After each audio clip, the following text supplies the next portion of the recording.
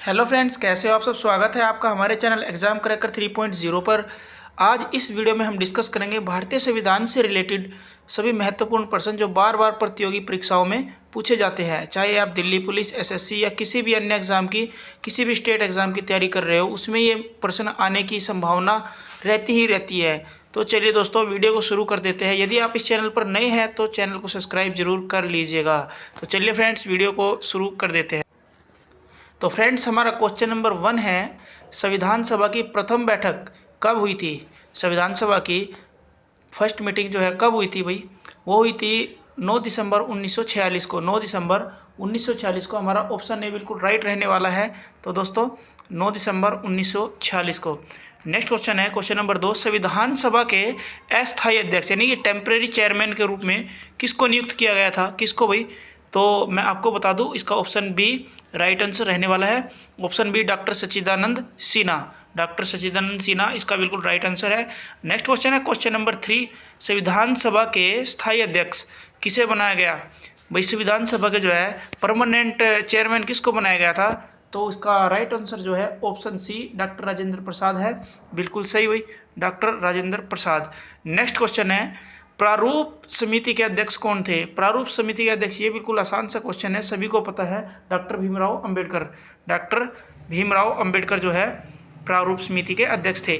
Next है question number 5, संविधान सभा के अंतिम रूप से संविधान को कब पारित कर दिया गया था। संविधान सभा के द्वारा अंतिम रूप से संविधान को कब पारित कर दिया गया भाई, बताइएगा कब। तो इसका जो राइट आंसर है वो है 26 नवंबर 1949। ऑप्शन डी राइट रहेगा बिल्कुल। नेक्स्ट क्वेश्चन है क्वेश्चन नंबर 6, भारतीय संविधान किस दिन से पूर्णतः यानी फुली कॉन्स्टिट्यूशन इम्प्लीमेंटेड कब हुआ था भाई, कब से लागू हो गया था बताइए। इसका राइट आंसर जो है 26 जनवरी 1950 है, जिसको हम गणतंत्र दिवस के रूप में प्रत्येक वर्ष मनाते हैं। 26 जनवरी 1950, ऑप्शन डी इसका राइट आंसर है। नेक्स्ट क्वेश्चन नंबर 7, भारत कब गणतंत्र बना यानी कि रिपब्लिक इंडिया कब बना भाई। इंडिया जो है कब रिपब्लिक हुआ, तो इसका राइट आंसर जो है इसका 26 जनवरी 1950 राइट आंसर रहेगा।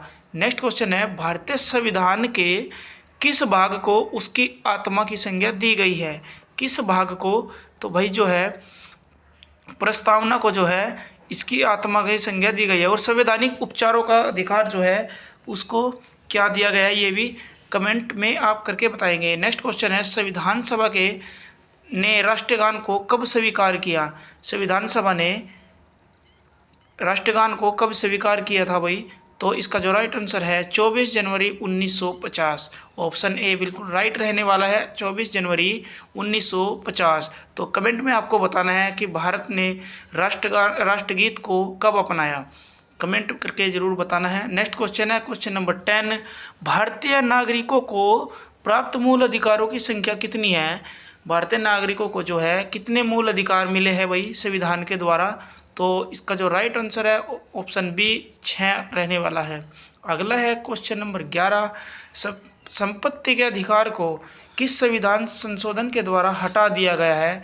तो मैं आपको बता दूं, राइट आंसर ऑप्शन ए, इसका 44वें संविधान संशोधन के द्वारा जो है संपत्ति के अधिकार को हटा दिया गया है। ये अब मौलिक अधिकार नहीं रहा है। मूल अधिकारों का रक्षक किसे कहा जाता है। मूल अधिकारों यानी मौलिक अधिकार का यदि किसी का हनन होता है तो वो किससे रक्षा की उम्मीद रखता है या किसके पास जाता है, तो इसका राइट आंसर है ए और बी, सर्वोच्च न्यायालय और उच्च न्यायालय। यदि उच्च न्यायालय से उसको न्याय नहीं मिलता है तत्पश्चात वो सर्वोच्च न्यायालय में जा सकता है।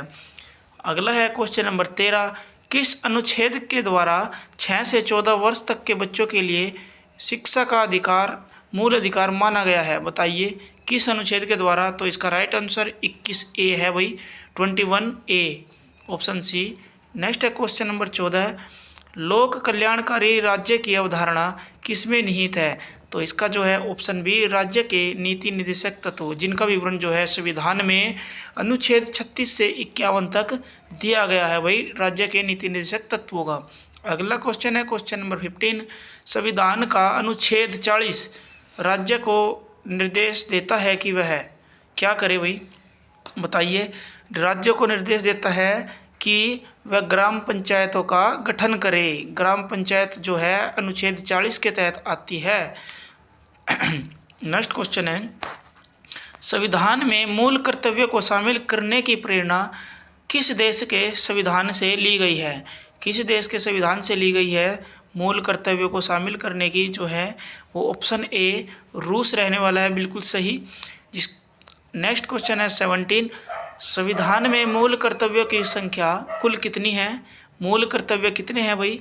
तो मूल कर्तव्य जो है हमारे 11 है, 6 मौलिक अधिकार है और 11 मूल कर्तव्य है। क्वेश्चन नंबर 18 है, संविधान में मूल कर्तव्यों को किस समिति की अनुशंसा के आधार पर शामिल किया गया है? तो स्वर्ण सिंह समिति के तहत जो है मूल कर्तव्यों को शामिल किया गया है संविधान में। नेक्स्ट है क्वेश्चन नंबर 19, भारतीय संघ की शक्ति किस में निहित है? किस में निहित है भाई बताइए? तो जो है भारतीय जो संघ है, राज्यों का संघ है, उसकी जो सारी शक्ति है वो राष्ट्रपति में निहित मानी गई है। अगला है क्वेश्चन नंबर 20, राष्ट्रपति के निर्वाचक मंडल में शामिल है, इनमें से राष्ट्रपति के निर्वाचक मंडल में क्या शामिल है? तो ऑप्शन सी जो है संसद के दोनों सदनों के निर्वाचित सदस्य एवं राज्यों की विधानसभाओं के निर्वाचित सदस्य, ऑप्शन सी जो है इसका राइट आंसर है। अगला है, राष्ट्रपति के कार्यकाल की अवधि कितनी होती है? तो राष्ट्रपति के कार्यकाल की अवधि भाई कितनी होती है? 5 वर्ष होती है, ऑप्शन बी। अगला क्वेश्चन है, राष्ट्रपति पद के चुनाव के लिए कौन सी विधि अपनाई जाती है? किस विधि से जो है राष्ट्रपति का चुनाव होता है बताइए भाई? ऑप्शन है आपके अनुपातिक प्रतिनिधित्व, एकल संक्रमणीय या अप्रत्यक्ष मतदान। तो ये तीनों की तीनों जो है अपनाई जाती है राष्ट्रपति के चुनावों में। निर्विरोध चुने जाने वाले राष्ट्रपति कौन हैं? इनमें से कौन से ऐसे राष्ट्रपति हैं जो निर्विरोध चुने गए थे? नीलम संजीव रेड्डी। नीलम संजीव रेड्डी जो है निर्विरोध चुने जाने वाले राष्ट्रपति हैं। राष्ट्रपति पर महाभियोग का आरोप संसद के किस सदन द्वारा लगाया जा सकता है? तो किसके द्वारा? किसी भी सदन के द्वारा जो है लगाया जा सकता है, राज्यसभा या लोकसभा, इनमें से कोई भी जो है महाभियोग चला सकती है। अगला है क्वेश्चन नंबर 25, भारतीय सेनाओं का सर्वोच्च सेनापति कौन होता है? तो जो है इसका राइट आंसर है राष्ट्रपति। राष्ट्रपति जो है तीनों सेनाओं का जो है सर्वोच्च सेनापति होता है, थल सेना, जल सेना और वायु सेना, इन तीनों का सर्वोच्च सेनापति होता है राष्ट्रपति। अगला क्वेश्चन है, भारतीय संविधान के अनुसार संघ की कार्यपालिका शक्ति किस में निहित है? तो किस में है भाई कार्यपालिका शक्ति? संघ की जो कार्यपालिका शक्ति है वो राष्ट्रपति में निहित है भाई, राष्ट्रपति, ऑप्शन ए इसका राइट आंसर है। अगला है क्वेश्चन नंबर 27, उपराष्ट्रपति के निर्वाचक मंडल में इनमें से कौन सा शामिल है बताइए?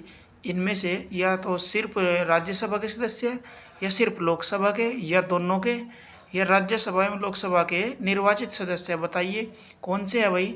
राज्यसभा एवं लोकसभा के सदस्य दोनों के इसमें जो है इसके चुनाव में भाग लेते हैं। राष्ट्रपति राज्यसभा के कितने सदस्यों को मनोनीत करता है? कितने सदस्यों को भाई? राष्ट्रपति जो है 12 सदस्यों को मनोनीत करता है राज्यसभा के लिए। अगला है क्वेश्चन नंबर 29, भारतीय संसद के ऊपरी सदन को क्या कहा जाता है? अपर हाउस को क्या कहा जाता है? तो इसका राइट आंसर राज्यसभा है भाई। ऊपरी हाउस जो अपर हाउस है, जो ऊपरी सदन है, उसको राज्यसभा कहा जाता है। अगला क्वेश्चन है, प्रधानमंत्री की नियुक्ति कौन करता है? प्रधानमंत्री की नियुक्ति राष्ट्रपति करता है। यदि प्रधानमंत्री या कोई अन्य मंत्री सदन का सदस्य नहीं है तो उसे पद पर बने रहने के लिए कितनों दिन के अंदर अंदर संसद का सदस्य बनना आवश्यक है? तो वही इसका जो राइट आंसर है 6 महीने रहेगा, ऑप्शन बी, 6 माह के अंदर अंदर उसको चुनाव जीतना होगा। अगला है क्वेश्चन नंबर 32, मंत्रिपरिषद सामूहिक रूप से किसके प्रति उत्तरदायी है? किसके प्रति रिस्पॉन्सिबल है भाई? तो जो है लोकसभा के प्रति उत्तरदायी है मंत्रिपरिषद। अगला जो है लोकसभा की अधिकतम सदस्य संख्या हो सकती है कितनी भाई? 552। 552 हो सकती है। राज्यसभा की अधिकतम सदस्य संख्या क्या है, कि मतलब कितनी हो सकती है, तो इसकी जो है 250 हो सकती है राज्यसभा की। किसी विधेयक को धन विधेयक के रूप में प्रमाणित कौन करता है, तो इसको जो है लोकसभा अध्यक्ष इसको धन विधेयक घोषित करता है कि यह धन विधेयक है या आम विधेयक है। इसकी घोषणा जो है लोकसभा अध्यक्ष करता है। केंद्र सरकार का प्रथम विधि अधिकारी कौन होता है, तो इसका जो है महान्यायवादी होता है केंद्र सरकार का प्रथम विधिक अधिकारी। अगला जो है क्वेश्चन नंबर 37, संघ राज्य क्षेत्रों का प्रशासन कौन चलाता है। संघ के राज्य क्षेत्रों का प्रशासन कौन चलाता है, तो जो है राष्ट्रपति द्वारा नियुक्त प्रशासक। राष्ट्रपति द्वारा नियुक्त प्रशासक वो कोई भी हो सकता है, राज्यपाल भी या कोई अन्य। भारत के प्रथम राष्ट्रपति कौन थे, ये क्वेश्चन बहुत ही आसान सा है, सभी को पता है, डॉक्टर राजेंद्र प्रसाद। स्वतंत्रता भारत के पहले भारतीय गवर्नर जनरल कौन थे, तो इसका राइट आंसर ऑप्शन है चक्रवर्ती राजगोपालाचारी। राष्ट्रपति द्वारा लोकसभा तथा राज्यसभा में मनोनीत किए जाने वाले सदस्यों की संख्या कितनी कितनी है, बताइए। लोकसभा में कितनी है और राज्यसभा में मनोनीत किए जाने वाले सदस्यों की संख्या कितनी है, तो लोकसभा में 2 होते हैं मनोनीत राष्ट्रपति के द्वारा और राज्यसभा में 12। 2 और 12 ऑप्शन बी इसका राइट आंसर रहने वाला है। अगला क्वेश्चन है लोकसभा एवं राज्यसभा के 2 अधिवेशनों के बीच अधिकतम कितने समय का अंतर होना चाहिए, तो जो है 6 महीने का अंतर होना चाहिए। क्वेश्चन नंबर 42 है हमारा, राज्य की कार्यपालिका का प्रमुख कौन होता है। राज्य की कार्यपालिका प्रमुख कौन होता है भाई, इसका जो है राज्यपाल होता है। जैसे केंद्र में राष्ट्रपति होता है, राज्य में उसी प्रकार राज्यपाल होता है। अगला है क्वेश्चन नंबर 43, संविधान के अनुसार विधानसभा के सदस्यों की अधिकतम संख्या कितनी होती है, बताइए। विधानसभा के सदस्यों की अधिकतम संख्या कितनी हो सकती है, 500। अगर 500 से अधिक करने की संभावना होती है, ऐसी हालत होती है, तो अलग से विधानसभा गठित हो जाती है, अलग उसमें भेज दिए जाते हैं। वर्तमान में भारत में कुल कितने राज्यों में विधान परिषदें कार्यरत है। विधान परिषद कितने राज्यों में है भाई, 6 राज्यों में है, जम्मू कश्मीर इसका एक्सेप्शन है। अगला है राज्य का मंत्रिमंडल सामूहिक रूप से किसके प्रति उत्तरदायी होता है। राज्य का मंत्रिमंडल किसके प्रति उत्तरदायी होता है, तो वो विधानसभा के प्रति उत्तरदायी होता है, और केंद्र में जो है वो लोकसभा के प्रति उत्तरदायी होता है। विधानसभा का वर्ष में कम से कम कितने अधिवेशन होने चाहिए, कितने होने चाहिए भाई, कम से कम 2 अधिवेशन अनिवार्य है विधानसभा के। अगला है क्वेश्चन नंबर 47, किस राज्य में विधानसभा सदस्यों की संख्या सर्वाधिक है। सबसे ज़्यादा विधानसभा की सीटों की संख्या जो है उत्तर प्रदेश की है, तो कमेंट में बताइए उत्तर प्रदेश की विधानसभा सीटों की संख्या कितनी है। अगला क्वेश्चन है, जम्मू कश्मीर राज्य को किस अनुच्छेद के अंतर्गत विशेष राज्य का दर्जा प्राप्त था, अब नहीं है भाई, प्राप्त था, तो अनुच्छेद 370 ऑप्शन सी राइट आंसर है। भारत का नियंत्रक एवं महालेखा परीक्षक किसके द्वारा नियुक्त किया जाता है, तो ये जो है राष्ट्रपति के द्वारा नियुक्त किया जाता है। भारत का उच्चतम न्यायालय यानी सुप्रीम कोर्ट कहाँ अवस्थित है, सभी को पता है सुप्रीम कोर्ट जो है कहाँ है भाई, नई दिल्ली में।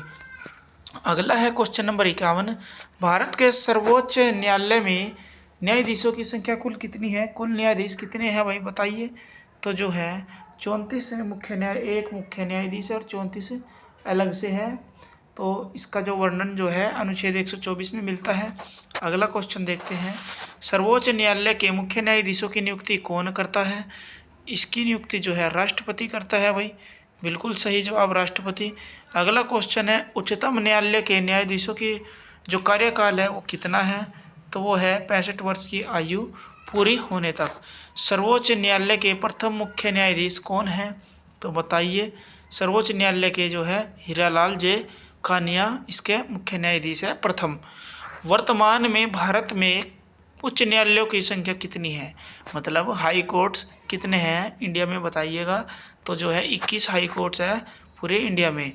क्वेश्चन नंबर 56 है, उच्च न्यायालय के मुख्य न्यायाधीशों की नियुक्ति कौन करता है।